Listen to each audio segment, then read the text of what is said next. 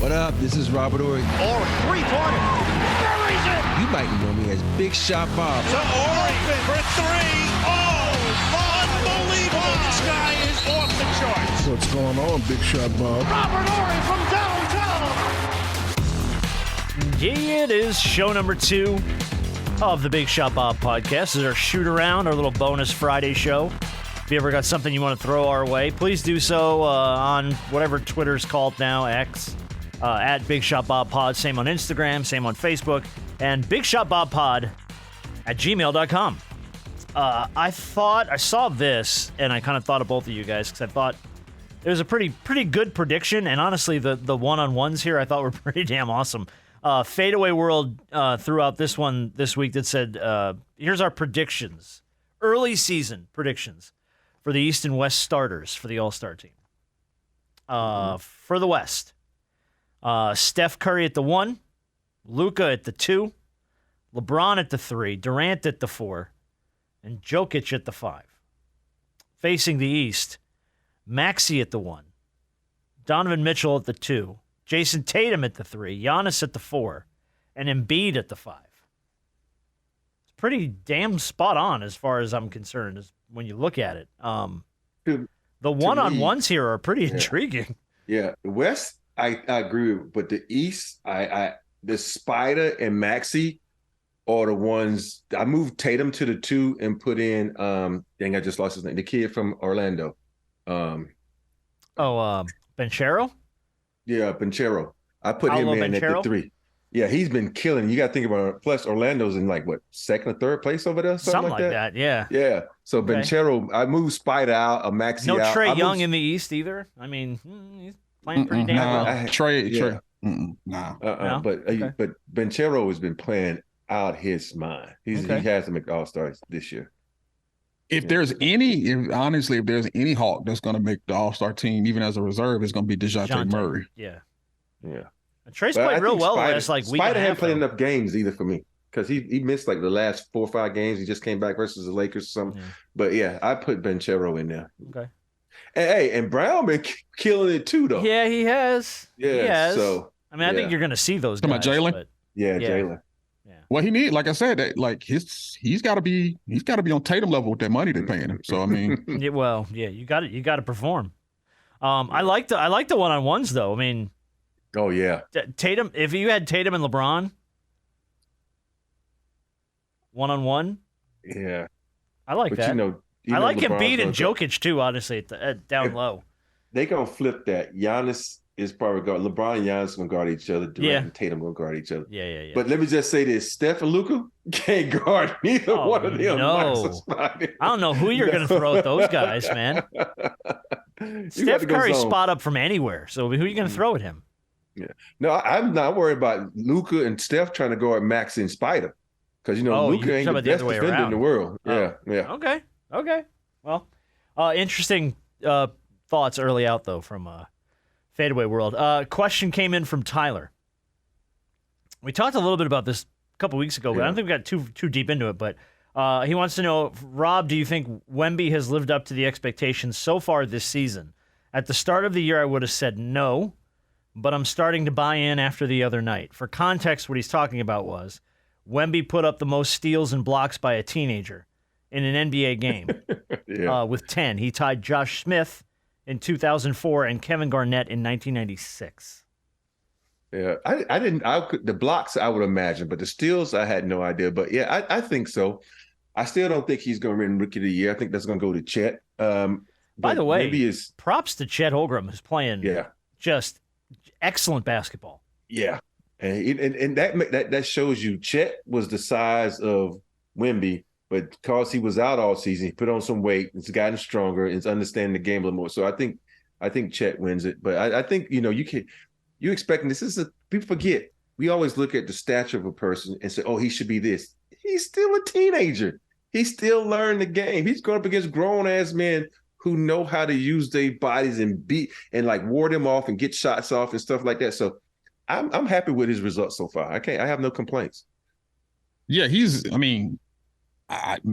exceeded expectations. I mean, that Spurs team is not a good team. No. So, I mean, what you've seen from him thus far has been, I mean, amazing from the standpoint of, his ability. Like, he's one of the top, leaders in blocks. Yeah. Not just amongst rookies, but league leaders. Yeah. And so his ability to play defense, we've seen him, be able to put the ball on the floor. He done put a couple of folk on posters already. Oh, yeah. And he still has a lot of growth to do. Like, his ceiling is still very high. He's got a lot of game in front of him still. Like it's ridiculous how much he still has to really grow, and to see where he is now as a rookie, and then to see where he's going to be. Imagine what he's going to be in year 3 and 4. Wow. He's going to be unstoppable. That's why Pop told everybody to stop booing so he can get Kawhi to play alongside of him. Now, that would be intriguing. You get Kawhi Leonard, if he's healthy, alongside of Wembanyama. Yeah, that ain't happening. But, I know, but it'd be intriguing. Think about this. Because he's here in the States now, and the way we train physically, as far as like lifting weights and stuff, he's going to get stronger. He's going to get faster, and he's going to be a nightmare for people to contend with. He's going to be, woo.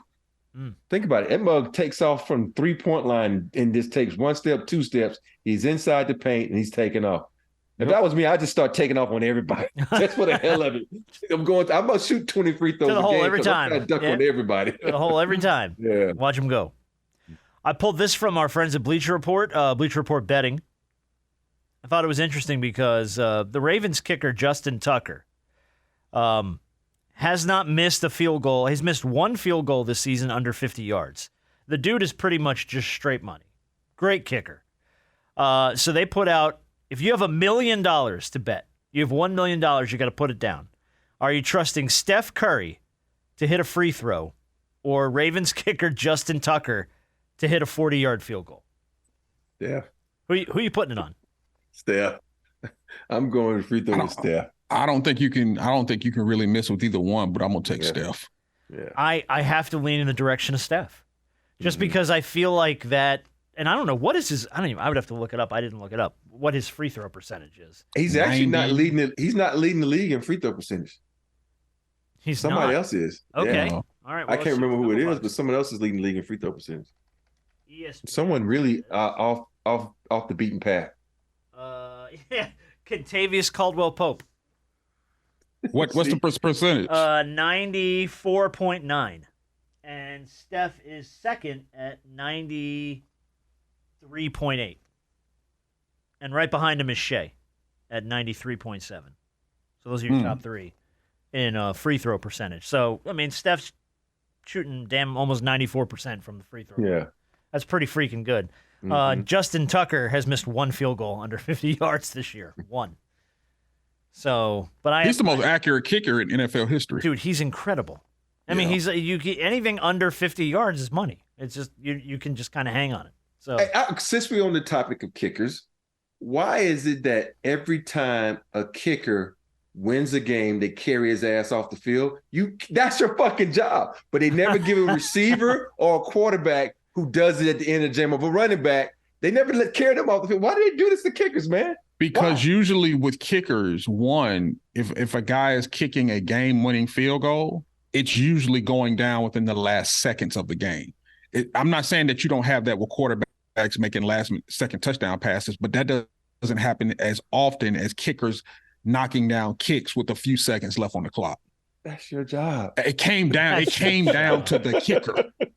Hey, but here's the thing is, now if you kick one it's like time is running out, and this is your all-time best kick, like 58 yards, then you can get carried off the field. But if you kicking a 30-foot, 30-yard, I'm like, dude, that's an extra point. Job. Yeah, it's a freaking extra point. Who was the kicker? Okay. Who was the it was the Eagles kicker, and I can't pull his name. Who kicked Jake Elliott. Yes, Jake Elliott, who kicked like a 58-yard field goal in the rain to tie that game and send it to overtime. I mean, damn. Like, yeah, that's something special. And then Jalen got to walk it off in overtime. But that's a lot of pressure, bro. 58 in the rain at home. Let me tell you, the top of December 31st of last year, Georgia versus Ohio State in the Benz. Was that a 41-yard field goal? 42. It wasn't even that. It was that, but it kicked the kick happened right at midnight. Oh, I When remember. they said it was good, that's when midnight struck. Yep. So it's just all the theatrics of the fact that Georgia won that game off of a field goal, and it hit at the same time New Year's, Happy New Year hit. So it was just all the theatrics. Like with kickers, it's just always, it comes down to the kicker a lot of times. Yeah, but you got to make it. It's your job. That's a lot of pressure. Job, It's your dude. job. It's your job. Hey. You have one thing to do. You don't have to catch a damn ball. You don't have to block anybody. You just kick that shit. Unless you muff a punt. Oh yeah. Well, that's a whole nother thing. Yeah. Punters and kickers are I don't know. Because you got it. The snap has to be good. The hold has to be good. Putting the ball down has to be clean. There's a lot of things that go into it, which is why if you got to pick between a kicker and Steph, it's all on Steph. I'll take Steph.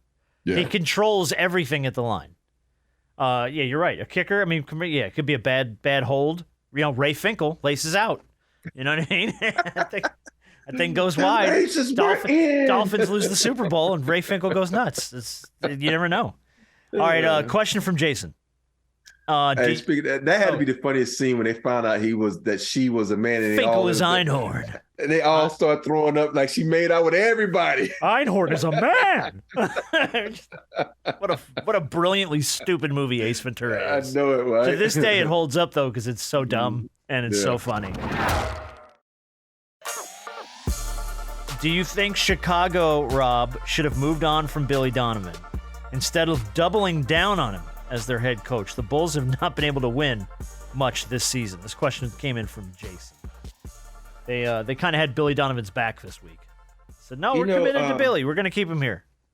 When I look at the Chicago team, you look at this team on paper, and then you look at your record, and you be like, someone's hurt. But it's the weirdest thing that these guys cannot win, and you have talent. And when it comes down to talent and you cannot win, it has to be something else.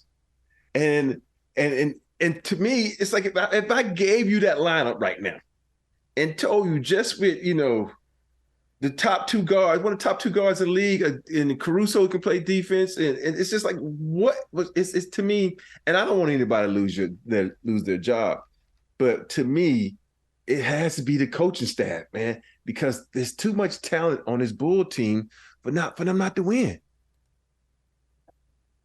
Yeah. That team is just, as talented as they are, they're just not good. Mm-hmm. And I think after a while, when you have veterans on your squad like a Zach LaVine and a DeMar, microphone, my bad. Like Zach LaVine and DeMar DeRozan, frustrations run high, tempers run high, and it's time to go. Now, I don't think I'm not saying at some point in time that they won't fire Billy Donovan, because I think at some point in time they will. Well, if they continue like this, then they're going to have to figure something out. Yeah, I think at some point in time they will definitely fire Billy Donovan. But I think at some point this trade deadline is going to be really interesting. Yeah, but you know what's weird though? Like, you remember how good Vucevic was in Orlando? Yep. He gets to Chicago, and you don't ever hear him mentioned for anything. And to me, it's like, okay, I forgot he was on the team till I just Googled their starting five. Yeah, I was trying to think of his that's name. right. I'm like, that's why I said Vucevic. It's like, I don't know. I haven't watched the Bulls game. I don't know if he's done this thing where he's I'm not going to be a big anymore. I'm going to shoot threes, because this is where the league has gone. And so I'm trying to figure out, what are you doing over there where this guy went from being an all-star to being a forgotten about guy. Right. So that's why I say this. If this roster from head to toe, it can't be the roster, man. It has to be coming from somewhere else. So I guess that's the chicken or the egg, though, right? Because we saw Monty Williams get dismissed from Phoenix, go to Detroit, and Detroit is abysmal. Yeah, he can't. They've lost what, like 15 straight? I think they've lost 15. I mean, they can't buy a win. They're too young, and you just can't keep getting all these draft picks and expecting, okay, we're going to put this young team together and think it's going to work out. It doesn't work that way, because they're still young, they're still immature, and half these guys only played 1 year of college, and they still don't know how to play. It's like, okay, I'm a top pick, I'm 1 year in college. Yeah, but you still don't have the knowledge, the IQ to play the game at a high level. You got an IQ for college, but not an IQ for the pros. Yeah. But that lets you know that every coaching college ball and coaching professional ball are just different. And it comes down to you being able to manage egos and being able to communicate. And this is why I always sing the praises of Phil Jackson. You know, we always talk about, well, he had the best players. Yeah, but do you know how many coaches are not able to deal with the egos of those best players? So true. That are afraid of the best player. I know a couple of coaches now that are afraid of their best players and won't tell them when they're doing wrong. Won't point them out in video. And you got to have people on your teams like Rick B. Shaw, Derek Fisher, when the superstars aren't doing things. No, coach. That motherfucker ain't doing his job over there. He needs to do his fucking job. Just like everybody else, you yell at me, you better motherfucking yell at him too. But a lot of these teams, they're too scared because they say, oh, I don't want to do anything. If I'm in Detroit or a team that's cold and they're like, teammate, the superstar's not doing what he's supposed to, coach, yell. You yell at that motherfucker. Well, you going to trade me? I don't give a shit. I'm still getting paid. I'm going to be out this cold ass city and somewhere else. And so, and that's what these guys are so afraid to point out the big dogs on the team. And that's what I think I really loved about every team I've been on. If Dream wasn't doing his job, we called him out. If Shaq wasn't doing his job, we called him out. If Tim wasn't doing his job, we called him out. It's just because you're the superstar, you still have a responsibility to this team to do everything you need to do in your human possibility to give us a win. So you call people out, and they can't do that in this day and age. Well, I mean, I think that was the root from what we understood. That was the root of the Shaq and Kobe thing. Was Kobe was unafraid to call him out. Just saying, like, you need to be better, you need to be in better shape, you need to practice more, you need to get out here, you need to hustle. And Shaq was like, who the fuck are you? And that was kind of where that whole thing started, was just because Kobe wasn't afraid. Yeah. Kobe was never afraid to say, look, you need to play better, and you need to be better. And I'm going to put in the work, and if you're not, then you and I are going to have a problem. And Shaq was like, nah, man. Like, I'm the guy. I'm the marquee here. I get to do what I want. And I don't think Kobe ever got down with that. So that's so true. That was at least for our understanding of the root of that feud. This question came in from Steve. Does it bother you, Rob, at all to see stuff like Jrue Holiday in the Bucks locker room before the game, joking around with his old teammates, going in there and hanging out with them before he has to face them on the floor? Before? He went in there before the game. Pretty sure, yeah. Oh, hell no. Even me as a player, I'm like, dude, holler at me after. They were in pregame warm-ups. No sweats from what I saw of the video. No. If Les Jrue was going in, I don't play his old okey doke and soften him up. But no, it's like, nah, dude, don't come in here. This is our locker room. You don't come in here before the game because we have stuff on, game plans on the board and all this kind of stuff. That's a big no, man. No, we can talk after the game, and we don't even talk in the locker room. We meet in the hallway, all on the court. Yeah, he was up. No. He was in the Bucks locker room. That's a negative. So that did bug you. The Bucks are wrong for that. I would never let that happen. Should somebody have stepped up and shut that down, or the coach should have stepped up? The players should have stepped up. Everybody should have stepped up. I know you used to play here, but you don't belong here no more. Like, just because I'd be like, you coming on my land. You sold me the property. It's my land now. Get off my land, Okay, yeah. I got you. Yeah. Rob went straight to stand your ground. Okay. Yeah, but you know what, though? You're right. But this just falls in the line of where we are today in the league. Yeah, everybody's buddy. Everybody's, his friends, I know he still feels close to the Milwaukee community, and those guys in Milwaukee still have love for him. I know Giannis was a little shocked that he was traded, but it falls in line with the way the league is. Now, do I agree with it? I'm with you. No, I don't. I don't at all. Not before the game. Now, if it was after the game, after we battled, and you want to go holler at them, I think it's a little more acceptable to go do that after the fact, but definitely not before. I don't think, after I left the Lakers, I was playing for San Antonio for 5 years. I don't think I ever set foot in the Laker locker room, and we have to pass it. I'm not going in there. That's not my home anymore. Why the hell should I go in there? I barely wanted to speak to management, I spoke to my teammates because they had nothing to do with it, but don't talk to me. Right. It was weird because Tim from the Spurs, the Lakers wanted to present me with a jersey my first time back to the Lakers. I was like, I don't want that shit. I was like, well, are they retiring it? No, I don't want that shit. and he had to talk me into doing it. He said, "Hey, hell, man, it's a good thing to do. You know, they're trying to say thank you for the 7 good years you had here." And Tom James was his name. Tom James. I'm like, "No, Tom, I want that." She says, "Please, just do it for me." And I ended up doing it because they have a picture of me and Mitch Kupchak at half court, and they gave me a jersey. I'm like, "The fuck is this shit for?" I'm like, they just trying to soften me up so I won't kick their ass, you know? Yeah. And I don't, because you do that when someone retires, and I just didn't like it. But I did it for Tom. I just did a little ounce of homework, and he wasn't there before the game. That was pretty. Yeah. So, yeah. See, and for me, like, Dame should have been like, "No, dog, this is my house now. Get out." Well, and like, even in the locker room, period, is tough. Before the games, I mean, that's just that's kind of not. Did you get lost, buddy? It's just not the place for you to be. It's not the place for you to be when you have to hit the floor in 20 minutes, 30 minutes, and try and kick somebody's teeth in and get a win.